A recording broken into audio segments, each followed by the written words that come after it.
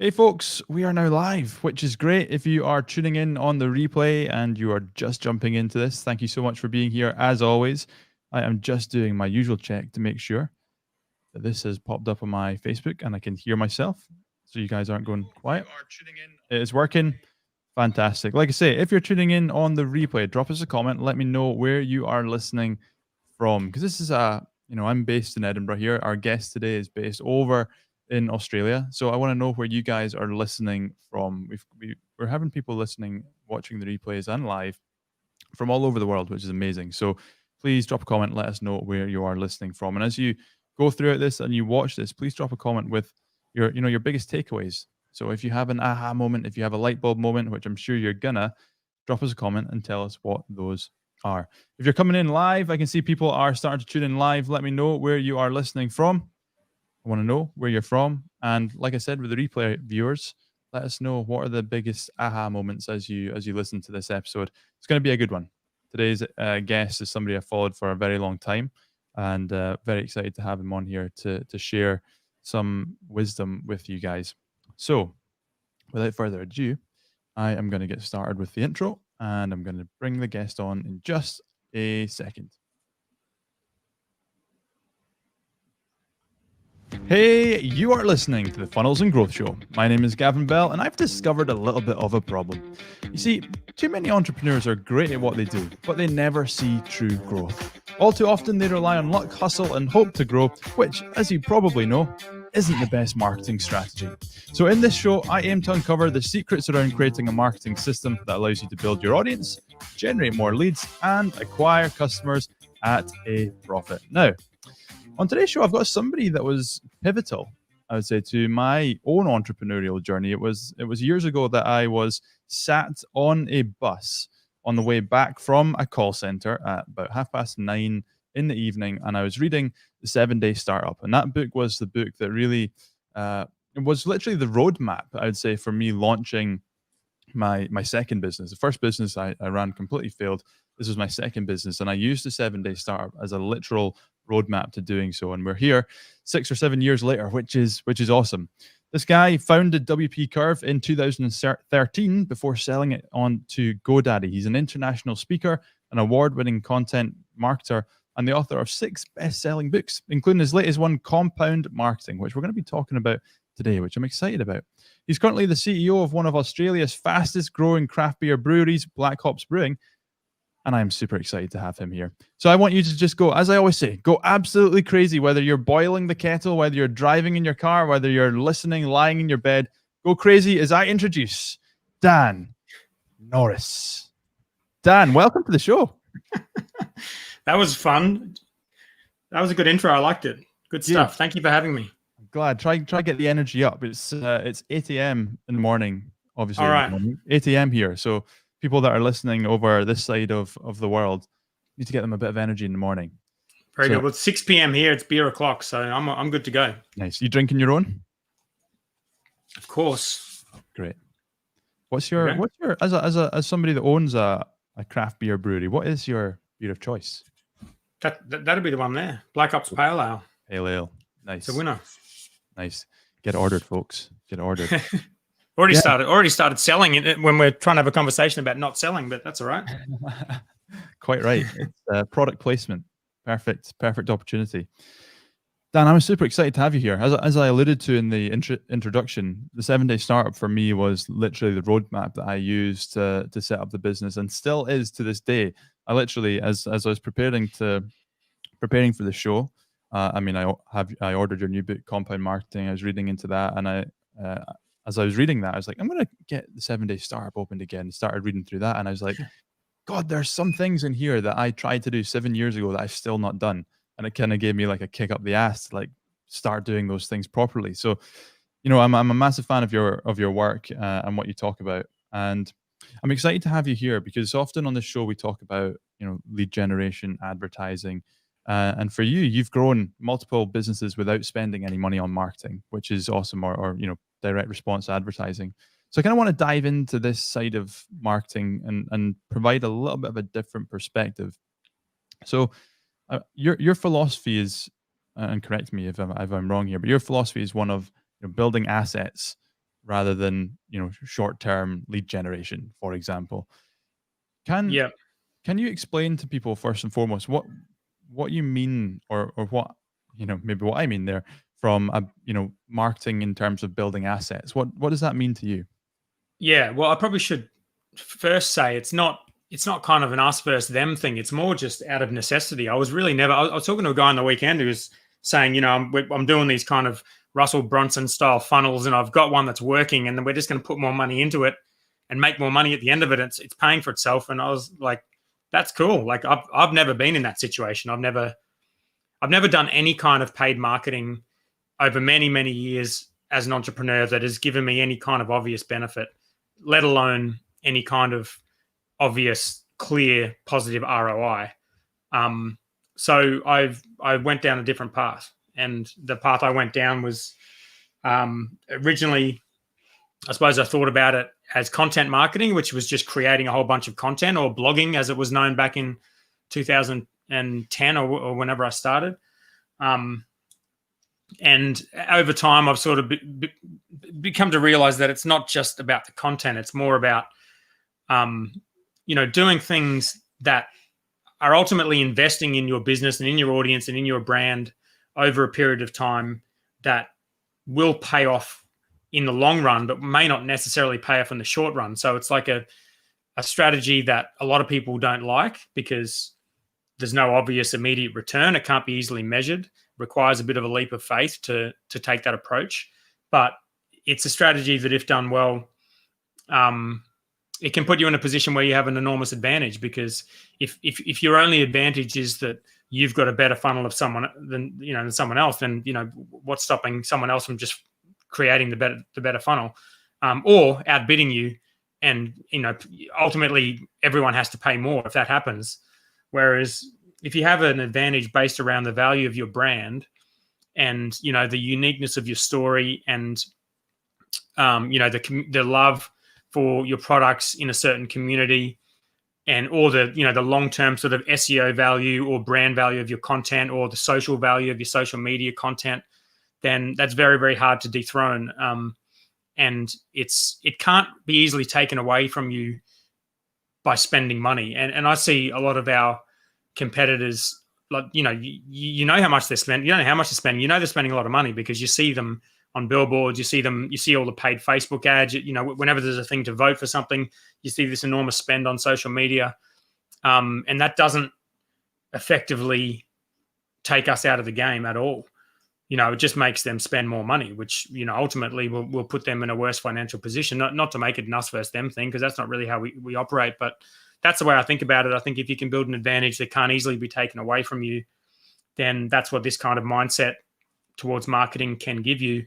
And I don't think like the paid channels really can give you that. And also I've just, I know not every entrepreneur is the same. Not everyone is having success with different paid methodologies. And I wanted to kind of make the point that there's other ways to do things. And in the book, so it's a long-winded way of answering your question, but in the book, I do talk a lot about my businesses because that's my experience and that's what I like writing about. But, I have examples from other businesses that are bigger, that are, happening right now, that are relevant, that aren't doing anything to do with funnels or paid ads or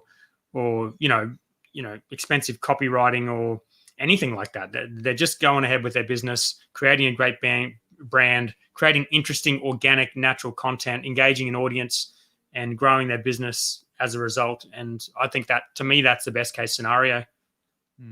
I what I love what you say here is a case of, first of all, I totally understand it's not an us versus them thing, and I think it's important to note here that there's no one way to market a business. There's no one perfect way to do it, and everyone has different different ways of doing it. Like you've said. One thing that springs to mind as you talk about this is we obviously manage a lot of ads for clients, and the ones that have the best success with advertising are the ones that have invested in the content piece first. Right. So, Yeah. For example, we work with scotsbasslessons.com, bass guitar membership site. He's got hundreds of thousands of subscribers on YouTube, and that asset alone makes our job as advertisers very easy. Absolutely. Yeah, that's a good point. Anything that we want to serve an ad to, we serve it to that audience, they buy it straight away. Yeah. Compare that to somebody that doesn't have that audience. That's when you're gonna be spending a lot of money trying to get people to purchase. So Yeah. I think they work in tandem, which is awesome. So something I'm kind of That's true. interested in is I kind of want to ask this question for anybody that's listening that may be thinking about this. So content marketing, like you said, sometimes is it is a long-term play and requires a little bit of a leap of faith. But for those people that are maybe starting out and they're taking the 7-day startup, for example, roadmap, and they're doing it in terms of like when they need short-term results, like they need to get cash in the bank early. What's your suggestions there? Do they focus on content plus other activities, or do they double down on content distribution? What's your thoughts around that? That's a good question. I sort of only really know my own experience. I mean, there's definitely a lot to be said for hustle. I mean, there's everything to be said for hustle, getting on the phone, closing sales, doing whatever you can to get short-term results.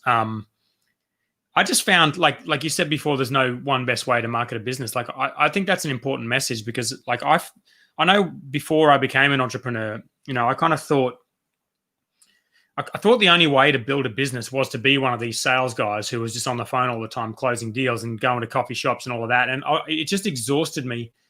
Being an introverted person, that method of building a business just exhausted me instantly. And I'm a pretty determined person, so I was prepared to do it.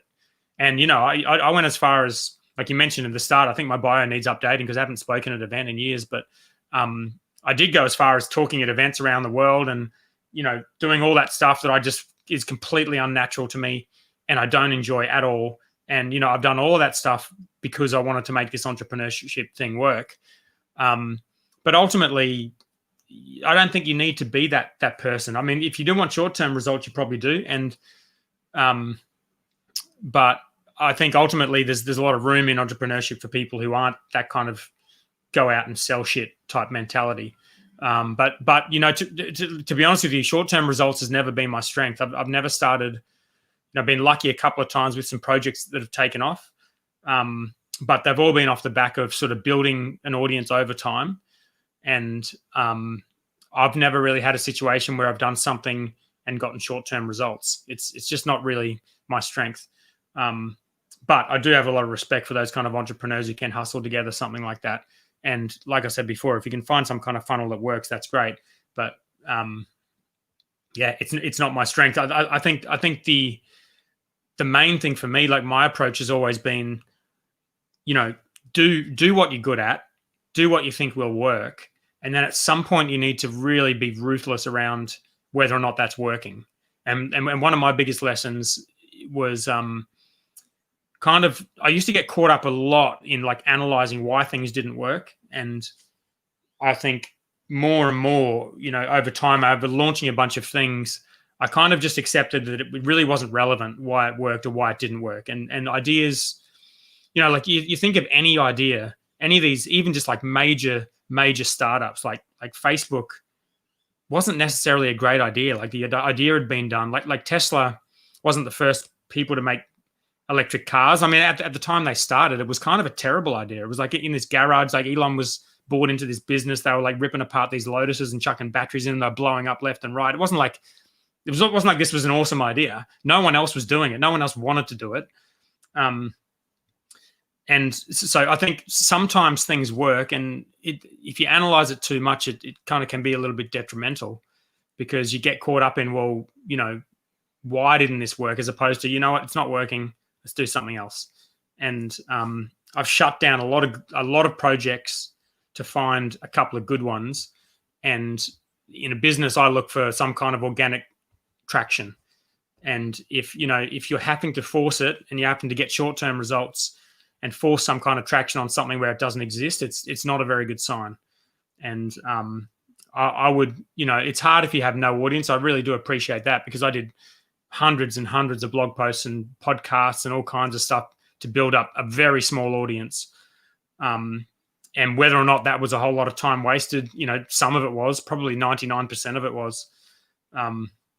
But I eventually, through a lot of trial and error, found a couple of projects that got traction. You mentioned WP Curve. That was the first one.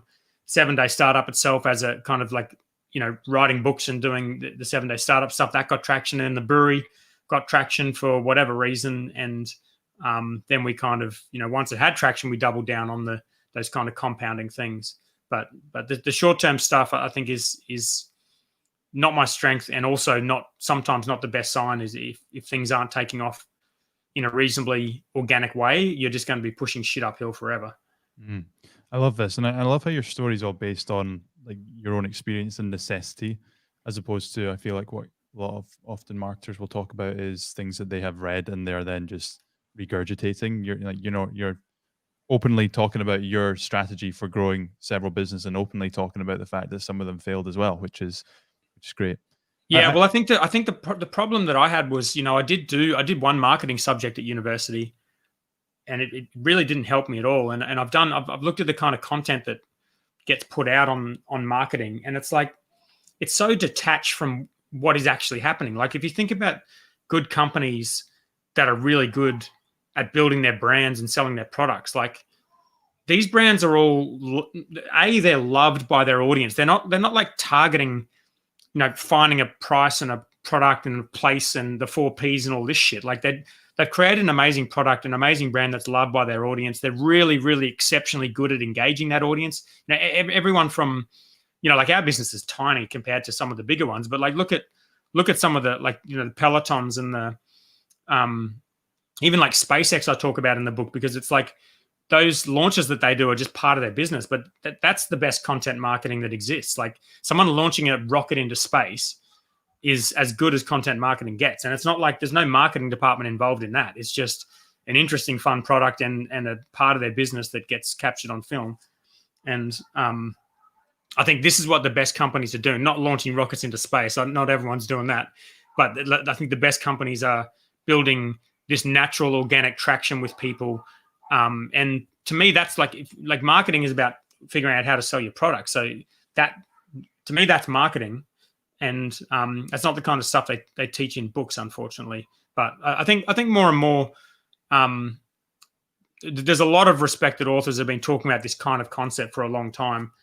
And I think hopefully more and more, educational institutions will start talking about these modern companies. I think they are a little bit. There's sort of talk about, the Dollar Shave Clubs and those more sort of like the viral videos, that kind of stuff. But just the idea of building up a brand and building an audience, putting out content nowadays, which is basically all social media, and telling a story. Like, I didn't learn about storytelling at all until I just figured out randomly that my business actually had a really good story because someone pointed it out to me. But that kind of stuff that's magic for marketing. That's marketing gold. And that's the kind of stuff I think. Well, I don't know whether or not people should be teaching at university, but that's the kind of stuff I talk about in the book. And hopefully, if people read it, they'll get something out of it. Yeah, I would actually like to dive into those elements. You've got the 4 elements of your compound marketing. And by the way, I wish I had the book on me. It's up in the shelves up there. If you're listening to this, go and grab the book. Go and buy the book. That's good. I don't even have a physical copy of this book yet because there's like a massive delay of getting it in Australia. It's not printed in Australia. So I've seen a few on Instagram. It's nice, but hopefully I'll get mine soon. Yeah, it's funny how that works, isn't it? So in your 4 steps to compound marketing, you've got brand, storytelling, content, and community. And what the 2 areas that I'm really interested in actually are the brand and the storytelling part of it. This is purely personal.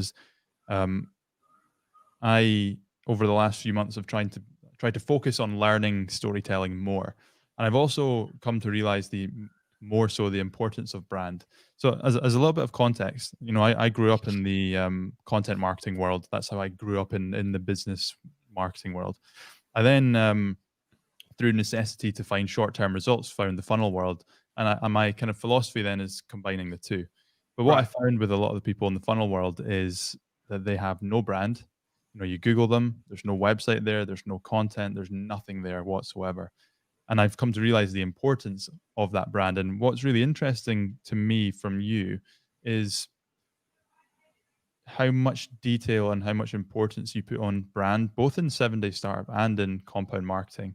So I'm really interested in the brand and storytelling elements of your four stage process. So Yeah. for you, I feel like a lot of people, or maybe the tendency, maybe this is just me, is to move fast. So it's like, right, I want to start selling something. I want to, create a business. I'm going to create a name quickly. I'm going to create a brand quickly, create a website quickly, and start getting out there as quickly as possible. Do you, but reading your book with the Black Hops Brewing story in terms of, you went and you spent $4,000 on a design agency, it didn't really work. It feels to me that you put a lot more emphasis on brand than some of these maybe like short-term funnily type people is the best way to explain them. So Yeah. what's your reasoning behind that, and why do you think branding is so important? Right. Well, I mean, first of all, I like that. I think what you're saying there with like combining, what you're doing with combining the funnel world with the content world is really smart and really, really well timed, because I think the days of these kind of old funnels and these old dodgy websites with, written by copywriters that hate design, they're numbered, I think. And especially, even if it does work to some extent for short-term results, I think it's not a way to build a long-term business. That's my opinion. I think those days are numbered, but marketing strategies and tactics are not numbered. Like if you've got an audience, like one example I'll give you is we still have an email list. We use ActiveCampaign. We tag everyone. We know when we email someone who they are to some extent. We break them up into categories. When we want something, we target those emails. It's not like we're not using any kind of marketing tactics, but they're extremely valuable when you've got an audience that really loves your brand, and you've got, like in our case, 600 investors and 10,000 people on the email list, and wholesale customers and taproom customers, a whole bunch of different people involved in the company. Those tactics become really, really useful because we can give people much better content and we can engage those people much better. And I think with the way you're thinking about it, the way social media, the way the web is going, that seems to be where it's going. It seems to be like using those tools to engage people who already want to hear from you is a win for everybody. But yeah, to answer your question about branding, I do think it seems to me that branding is massively valued by the companies that can afford to value it. And, I got a lot of inspiration when I was younger and kind of getting into the startup world.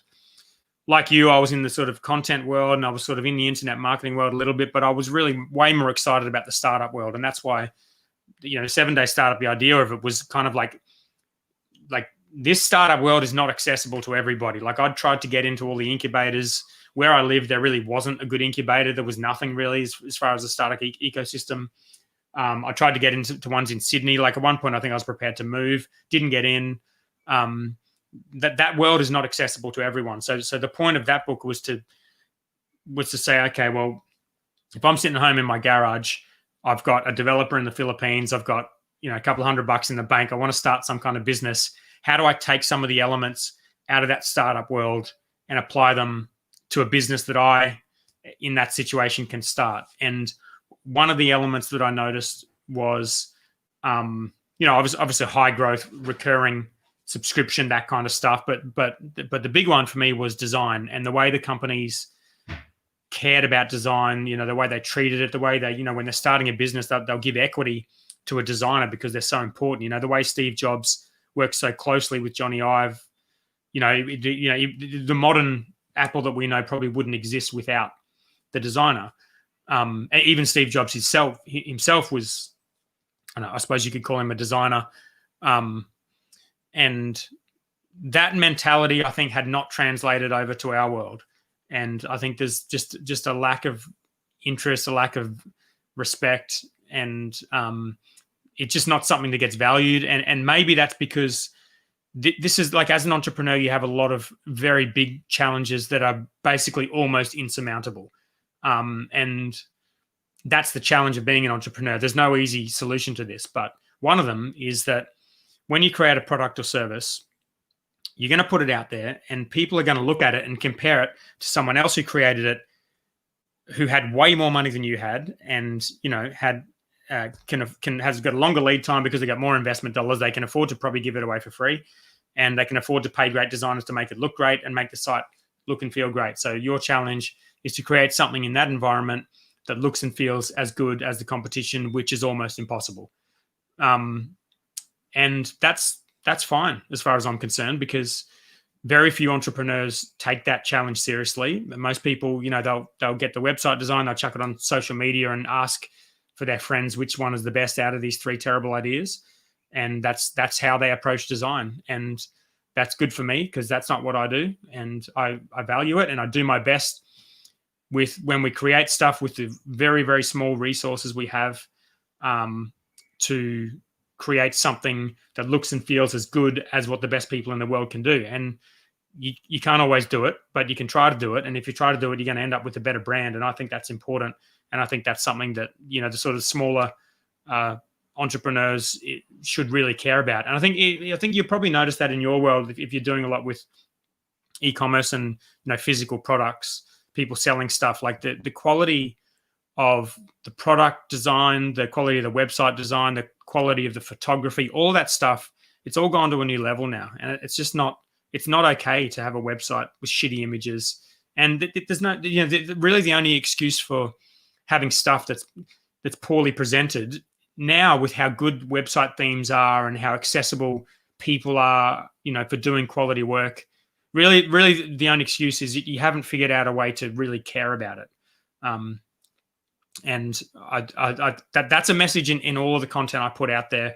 If you want to build something that can be valuable over time, it has to look good. It has to be a brand that people can enjoy, and you have to figure out a way to do it. And if that is, like, for me, I figured out how to do it by literally forcing myself to learn design, by paying my friend's son, who I worked with at the time 15 years ago, to teach me Photoshop 6, because I was like, I want to know how people make shit that looks good.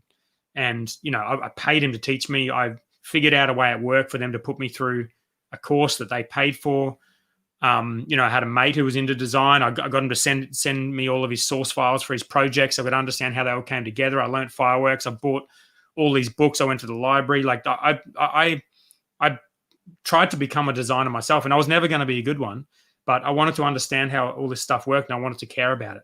And if you don't care about it as an entrepreneur, I think that's a problem. Yeah, it totally makes sense. I think it might be you that said this, or someone else, but when people are consuming your content or looking at your brand online, they're not comparing you to your competitors. They're comparing you to everybody else online. So they're comparing your website to Apple. They're comparing your website to every other website that they experience online. So it has to be of high quality, or like you say, like if it's not, you have to force yourself to be there. So I think that's a really interesting point. And I'll give you one really small thing, which is probably not going to be any surprise to people who are listening to this or in your audience. So I'm guessing they're very sort of tech savvy people. But when you build a website, you can choose to influence the design of that website to whatever extent you want, or you can choose a theme that looks really good and has already been designed by amazing designers. Like, it's been years and years since people were putting out these themes. Like Woo Themes, I think, were one of the first ones. I don't know when they started, but they were putting out great looking websites for bugger all money. And people would go out and get custom websites designed by shitty designers that would look way worse than the Woo Themes one could look, with a slightly different logo and nice photos. And these days it's just gotten better and better. Like the themes, and it's not really even themes anymore. It's website platforms that just natively enable you to make things that look so good. And you see it on Instagram. Like, if you want to look at the social media stuff that's going really well at the moment, every social media platform that values quality of content. And we can debate this back and forward, but like, if you look at Instagram, you look at the posts that are going well, they're good photos. You know what I mean? Like, it's universal. It's really rare for an Instagram account to be good without good photos.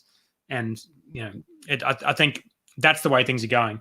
And it's a challenging thing for entrepreneurs. But what's not challenging is to kind of acknowledge it and then start paying attention to it, start caring about it, and worst case, your brand and your design, the way you think about it, improves a little bit. Maybe it's not quite as good as Apple, but the more you can do in your brand, like you said at the start, if you're thinking about it as an asset building thing, in the end, if you're starting a company, the way I always think about it is, people focus so much on immediate sales, even sort of like revenue numbers and whatnot. But ultimately, what matters when you build a company is how much the company is worth. That's ultimately what matters. You're not going to do it forever. One day you're going to sell it, or you're going to list it on the stock market, or even if you don't sell it and if you don't list it, you probably need investors. And if you need investors, you have to have a high valuation. Otherwise, you're going to deplete all of your shareholding. And all of those things require you to have a good brand and to have something that's worth money. And that's the metric that I think is worth focusing on, is like, how much is this thing worth, as opposed to, how much did I sell today? And I think that's a long-term asset building kind of mindset to building a company and to building a brand that needs a bit more attention amongst modern entrepreneurs, I think. That is awesome. How much is this worth versus how much did I make today? I think that's a question that I can personally ask myself, and everybody listening. I think if you ask yourself that, it's going to completely change the way that you approach everything. And it's also it's another thing that comes from the startup world. It's not that's all they care about, really, because growth and how much is this thing worth, because they're going to get investment round after investment round after investment round, hopefully one day an IPO, and every single step of that path they're depleting their shareholding, they're getting diluted, and they hope at the end of the day it's going to be worth a shitload of money, so they're 15% is worth way more than 100% of zero or close to zero. And I think that kind of mentality really needs more attention in our world, where it seems to be more dominated by kind of, can you replace your income, or what kind of revenue vanity metric can you hit? Yeah, seeing a lot of it right now with Black Friday, people talking about how much money they made over Black Friday. But deep down that their brand's not worth anything. It's interesting. Yeah. I want to just touch on the storytelling side of your compound marketing just now, because like I mentioned before, it's something that I'm really interested in, and I'm really interested to hear what you meant by earlier. You said that somebody told you that you had a really good brand story when you didn't really know about it. So what was that brand story? And when it comes to storytelling, how do you approach it? Are you constant? Because I know some people talk about and teach. I think there's a book I've read, Storyworthy, where they actually teach actively seeking stories on a daily basis, if you can. Right. That way? That's good. Or do you approach it in a, like, this is my story and this is what I'm going to tell? So I'm keen to hear your thoughts. Well, I haven't read that book, but I like the sound of it. I like that idea. That's something I talk about in my book. I think first of all, I found myself in the middle of a sort of a founding story for the business, which worked really well for me when I was working for myself. Since then, with our current business, we have a good founding story, but we also have product stories. We're releasing 100 beers a year, and some of those have got really, really fun stories that we can enjoy as part of the marketing for those. And we can use them to engage our community and, get a lot more traction than you would if you didn't have it. And then customer stories as well. So they're the three that I talk about in the book as being like particularly powerful. I do love the idea of chasing the sort of work that leads to stories, because I don't like the kind of framework of the one book I did read. I've read a couple of books on storytelling in business. The one that's the more sort of well-known one is called, what's it called? Building a story brand. Yep. It's called. And that's sort of very much your typical kind of marketing book, where you kind of get the feeling like the author's trying to sell something, and it's this is the framework that you have to use, and it's going to work every time type thing, which that doesn't gel too well with me. Not to say the book's no good and not useful. There's a lot of good stuff in there, but that kind of mentality where you're like, well, this is the structure you need to apply, and you need to sort of tell this story. Sometimes that doesn't exist, and that's fine. If it doesn't exist, do something else. But like you mentioned, you are as an entrepreneur, you are ultimately in charge of the kind of work you do. And if you can do the sort. If you first of all know the structure of telling a story, which you can, you don't have to buy my book to learn that, but it is in there, but it's also on Google. So you can go and look at the kind of Joseph Campbell hero's journey stuff, or look at the story grid content, which is really useful, probably a little bit too complex for the average business owner, but that kind of basic structure of what a story looks like. Once you understand that, and once you know that, and you can see how powerful it is, then you can sort of look at opportunities in a different way, because you can say, well, if we make this particular product, it'll be a really cool story because it was suggested by someone in our community. It's going to go really well in our Facebook ambassadors group because, the group member came up with the idea and we could promote that in there. And ultimately, if we'll get a lot more natural and organic traction for it, and it'll be a much more worthy thing to do than making some other product. And that's a simple example of something we did. And to be honest, like that kind of stuff, it's not like you weigh up what you're going to do. It's not like this is going to be a good story, so we'll definitely do that. But as a marketer, it's a sort of something that sits in your toolkit, I suppose. Once you can see what a story looks like and see the power of it, it means that you can weigh that up as something you can double down on if it suits. In my situation, the story was I was basically losing a lot of money as an entrepreneur, and telling my story each month in these monthly reports of this new startup I was working on. It was failing very badly. And this income report was going down and down. And then eventually I started WP Curve. It started going up and up. And I realized that this kind of story arc, which was something I didn't even know was a thing at the time, was like loosely matching the kind of story arc of Cinderella.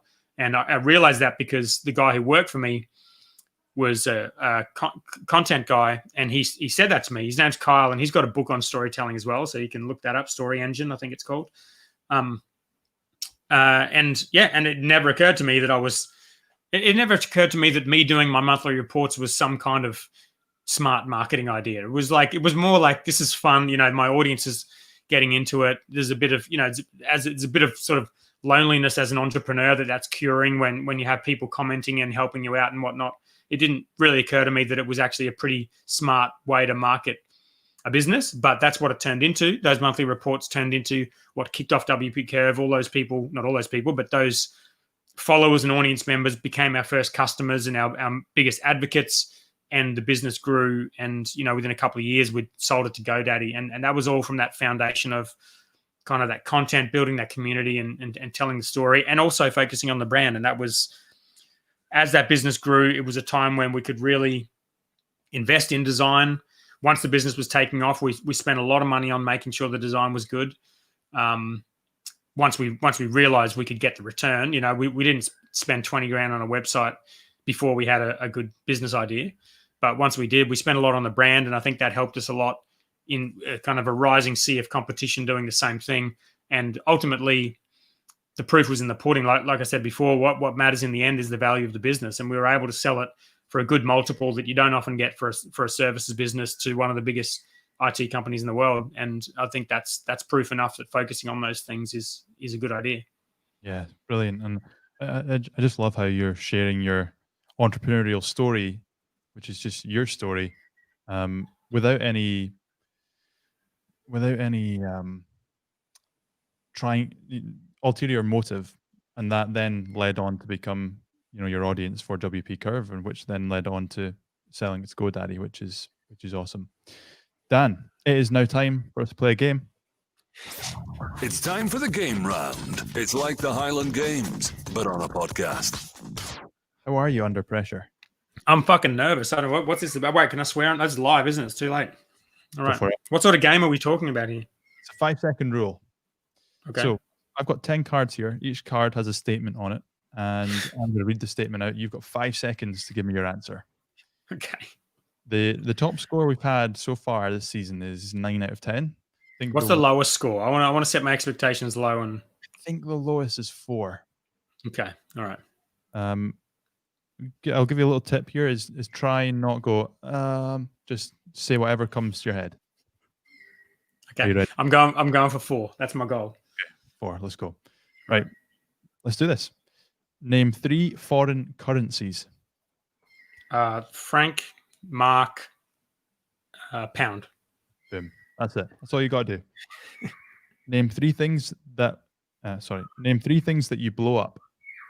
Balloon. I blew up my first car, and buildings if you detonate them. Yep. Just in time. Name three things found in a playground. Children, bark, swings. You're good at this. Name three Christmas number ones. No chance. Michael Bublé, some other Michael Bublé, and something else. I wouldn't get that. Tough. Name three dinners that make good leftovers. Indian, pizza, stir fry. Every dinner's good leftover, isn't it? Agreed. Name three annoying things that dads do. Pick their toenails. I can't do three. Oh, I'm a dad. I'm not even answering that. They're not annoying. Name three types of chair. Bar stool, lounge, poof. You got it, Justin. 5 seconds. Name three different types of sauce. Tomato, barbecue, chili. Name three things you do before going out. Brush your teeth, put a shirt on, lock the door. Yep. And final one. Name three things to do if the power goes off. Light a candle, read a book. Time No. out. 7 out I've of not had a power go off in a long time. Yeah. What do people do when the power goes off? I don't know. I'm from the Shetland Islands, way up north in Scotland, and the power used to go off all the time. I suppose you got battery powered devices, so you probably just go on your phone and get on Instagram and whinge. That's it. Yeah, stories. Yeah, but that's obviously longer than 5 seconds. You got 7 out of 10. That's Not too bad. very respectable score. And now we're going to wrap things up with the rapid fire round. All right, I'm fucking terrible at trivia, by the way, so I'm actually quite happy with that result. No context. Are you ready? You're good there. You're very good. So to wrap things up, we've got the rapid fire round. I'm just going to ask you 10 questions. You've got to give me your answer without context. So no context allowed unless I ask for that context. Okay. What is your favorite book? Elon Musk. The biography? Yeah. Yeah, that's a good one. What's your favorite word? How can you swear on this show? Yeah, go for it. I would probably say cunt, because every time that happens on a TV show, I laugh really hard. Like I've been watching that Boys on Amazon. That's context, but I just laugh every time I say it. That without being stereotypical, that's the most Australian answer I think I've ever heard. What's your most hated food? Oh, most hated. Fuck. I literally like every food. I like nothing. I like every food. I can't think of anything I don't like. Yeah, winner. What's your biggest pet peeve, either business or personal? Just negativity. Good one. What was your dream job as a child? Business owner, maybe. Nice. Favorite music genre? Pop. Cheesy pop. Cheesy pop. Nice. What's your drink of choice? I think that's going to be... That one answers itself. Black Ops Pale Ale. Easy. Black Ops Pale Ale. Are you a morning or night person? Morning. Would you rather cuddle a baby panda or a baby chimp? A baby koala. Oh, nice. Nice. I don't know if this is true, but can you get chlamydia from a koala? I've heard that. That's a good question. I know they've all got it. I don't know if you can get it from it. I suppose it depends what you do with the koala, but I don't think we should go into that. Right. Fair. And Dan, what is one final parting piece of advice you'd like to give the listeners? I mean, probably just all the stuff we've been talking about. I think just focusing on creating something valuable that is going to be valuable over time, as opposed to looking at short-term results. That's kind of my mentality. And if some of that rubs off on anyone listening to this, then that's great. Yeah, awesome. I echo that. Just everybody that's listening, please action this. I think the big thing for me is that question: how much is this worth, as opposed to how much did we make today? Dan, it's been an absolute pleasure having you on the show. I have thoroughly enjoyed having this conversation. I'm so happy that we got to do it.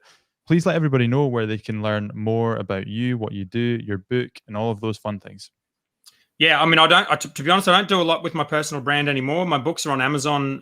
It'll be on Audible soon, I think, whenever they feel like uploading it. Check out Black Ops if you're into beer, but yeah, that's about it. Awesome stuff, folks. If you enjoyed this show, please go ahead and head over to mrgavinbell.com/podcast, and you will see the show notes from this episode, and you'll get links to all of Dan's amazing stuff. And as always, hit subscribe. I was going to say leave a like, but this ain't YouTube. Hit subscribe and leave a review, and we'll see you in the next one. Awesome. Podcast done. We're still live. I'm just laughing at this comment from Richard Eaton. He says, Dan, in quotation marks, can I swear? Gavin. Yeah, sure. Dan, hold my beer. Yeah. Well, next time anyone asks me for my favorite word under pressure, you don't be surprised when you get a terrible result. Bruce says, fascinating podcast. John says, this is great. And Natural Devon's listening from Cincinnati. Richard's used the 7-day startup process a few times for successful launches. Very good. And use content marketing purely to his existing audience to grow organically. And Richard says, I think a great example of how important brand and design are now is to look at crowdfunding. The successful ones totally nail this stuff. That's 100%. Yeah. Well, I think if you're selling anything online, it has to look good. And you look at like crowdfunding, you're basically selling an idea that, especially with equity crowdfunding, you're selling an idea that in the future, this thing's going to be worth way more than it is now. Yeah. And like to do that, it needs to look good. And you look at these things that go well, they always look good. They're always executed really well. And you're kind of like, these people are serious. And it doesn't take as much as you would think. Yeah, totally. I've never thought about that. That's a really good point on the crowdfunding. Awesome. Right. Folks that are watching live, thanks so much for being here. Those of you that are watching on the replay, again, thanks so much for being here. Drop a comment with your biggest takeaway from today's show, and I will see you all next week.